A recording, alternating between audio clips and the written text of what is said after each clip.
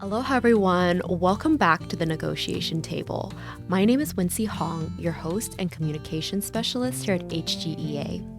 With us today, we have Hawaii House Representative Della Ao-Baladi and HGA endorsed candidate for Lieutenant Governor.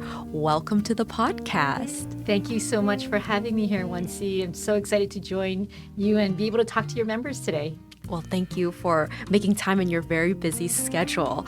Before we dive into this month's conversation, don't forget to hit the like and subscribe button so you never miss an episode. All right, let's dive in. Representative Baladi has long been a friend to Labor and HGEA. She was first elected to the State House in 2006. During her legislative tenure, she chaired the House Health Committee and House Committee on Public Safety and served as House Majority Leader during a very challenging time, navigating us through the pandemic. Through all this, she has been a champion of standing with working people. So my first question for you, the 2026 election season has had its fair share of twists and turns. Representative Baladi, originally you filed to run for U.S. House Representative in Congress. What made you change your mind and run for Lieutenant Governor?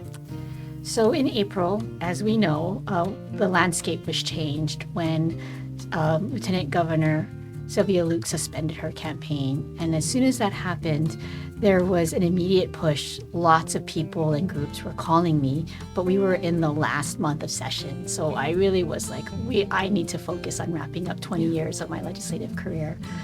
After that, again, people continued to talk with me. I was hosting community dinners.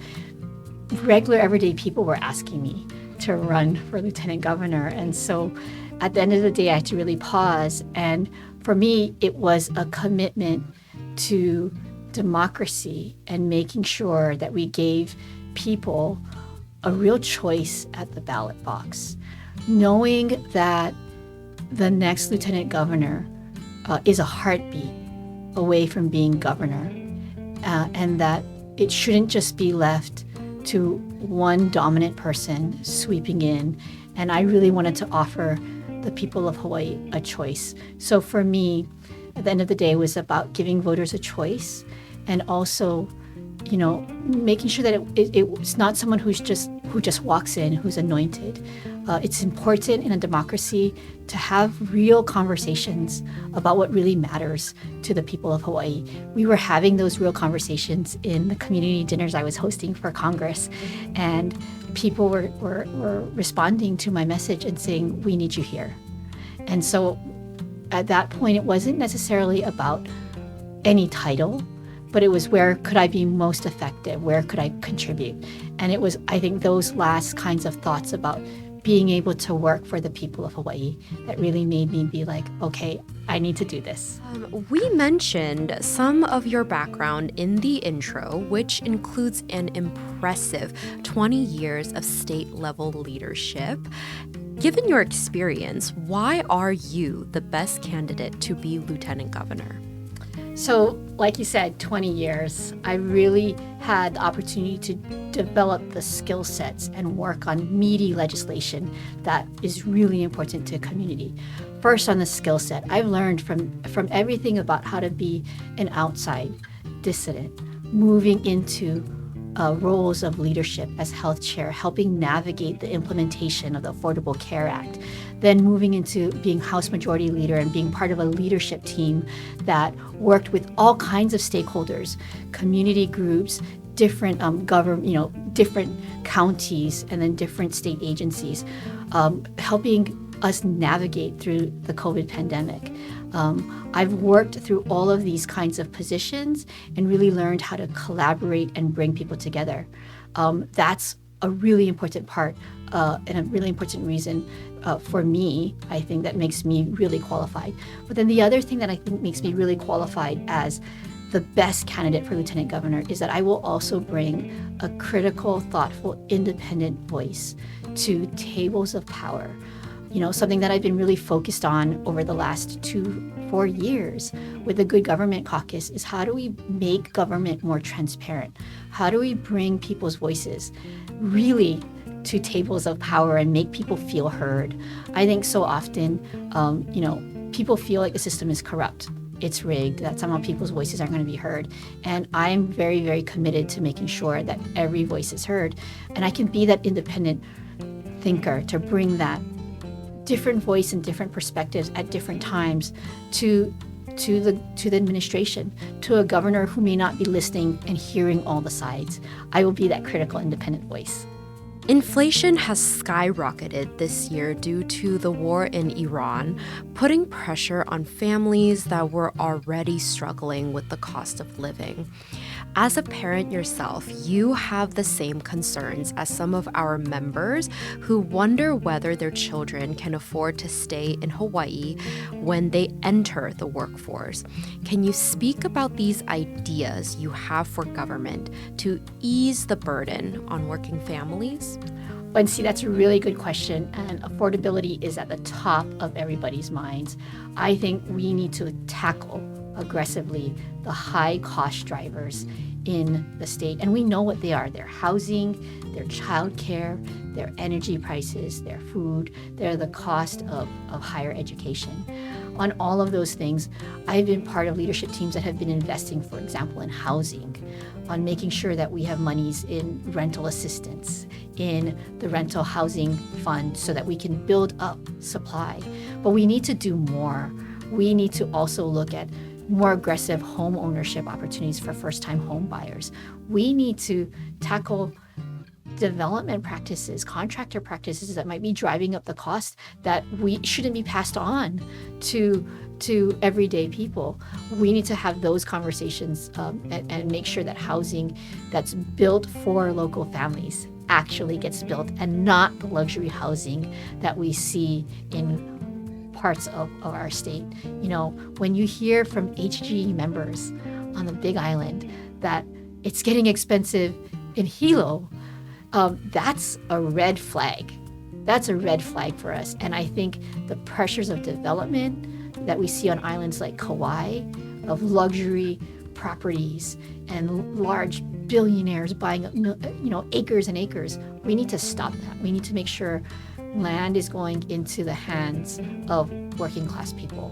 We can do that with some of the innovative things that they're doing, like in Maui with the Community Land Trust.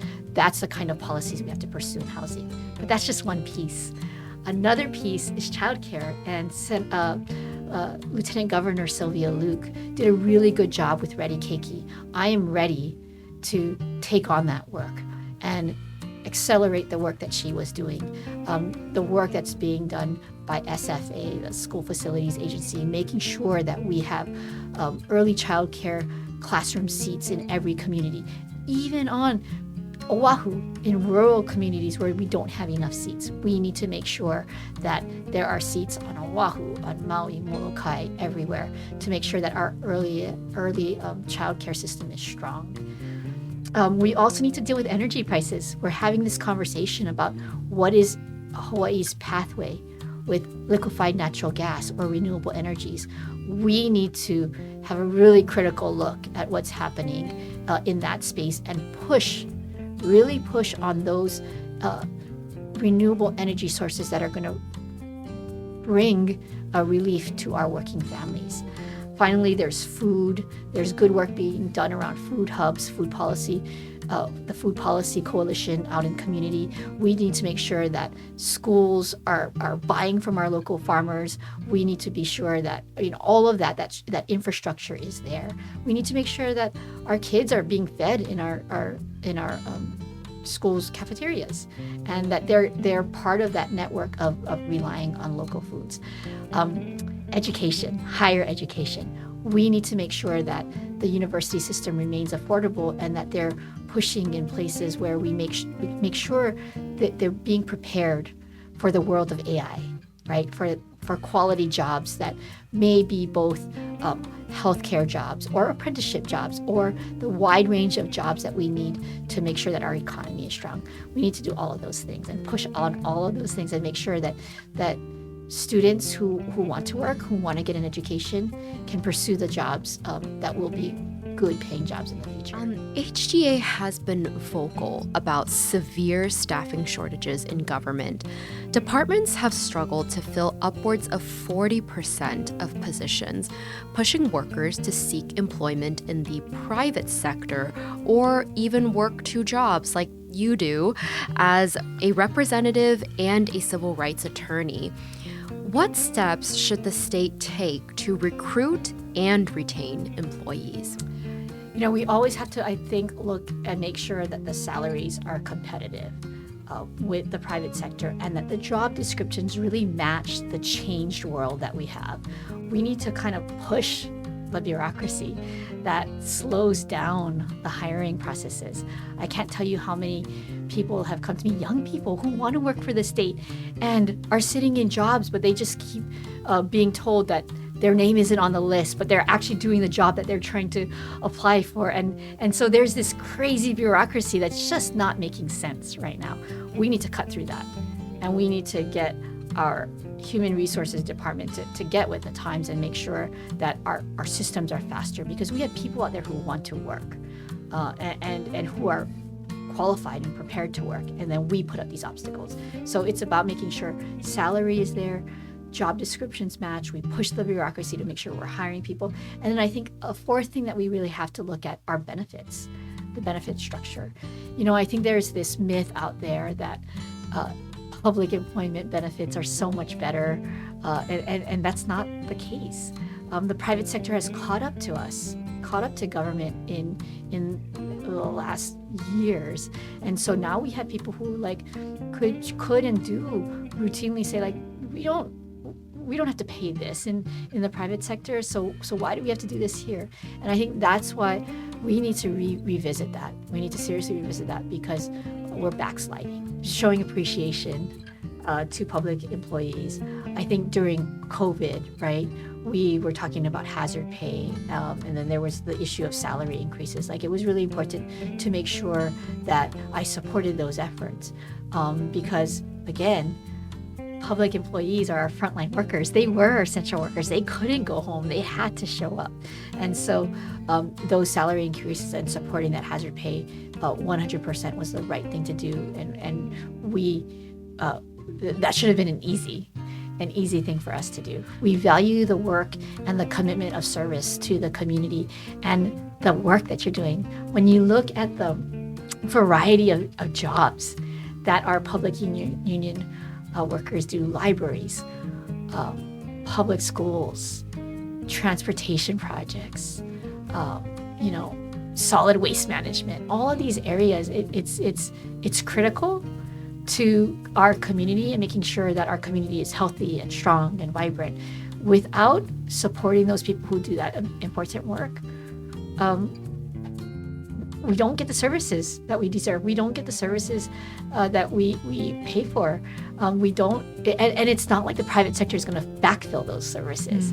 It's the services that public unions do. And so we need to show that appreciation, make sure they're competitive with the private government, so that people who want to stay in government can make it with a tough cost of living that we have. You are facing off a tough opponent, Kauai Mayor Derek Kawakami, who's got big backers and money. How do you go up against someone like that? I think it's about reaching out, talking to individuals. It's about connecting and making sure that the message gets out. We're doing podcasts like this, we're doing social media, but I also think it's about making sure that the message is clear, that if you want someone who's going to be thoughtful, independent thinker, who's going to fight for the people of Hawaii, that's the message that I'm trying to get out there. I challenged my opponents to debates on every island. The people of Hawaii, the voters, deserve to hear where the candidate stands on issues. So everywhere that I'm being invited, I'm saying yes. Let's meet up. I do believe that Mayor Kawakami has already declined one event in Kona, which I'm very disappointed about because, we should be on every island talking to every group that we can. And so I'm eager to debate with Mayor Kawakami and then let the voters decide. My campaign is aggressively going out, canvassing, knocking doors, making phone calls. I encourage anyone who sees me on the street, don't be afraid. Say hi to me, tap me on my shoulder and say, this is what I think. This is what I think we need to do. One of the things I did during the congressional campaign was I was, even during legislative session, aggressively since February, having these community dinners and going out and talking to folks. We are doing that. We're continuing to do that, and we have multiple community dinners lined up. We're going to have a community dinner on Hawaii Island in Waiakea. I'm hoping to set up others. Time is getting short, so I may not be able to do all of those like on Maui, but my intention is to be on every island and be available to talk to everyone and anyone who wants to meet with me. Tomorrow, for instance, I'm going to be going to Maui. Got some meetings set up. I want to connect with different community group networks as well as do some sign waving. And again, if anyone sees me on the street, they have a frustration that they want to share with me about government, if they have a particular pet peeve or a particular solution, tap me on my shoulder and say, hey, I've got this idea, I've got this concern. My ears are always open, and my door will always be open to any person who cares about Hawaii and who has a great idea or who just wants to share their concern or frustration. I think that's how we're going to go up against someone like that.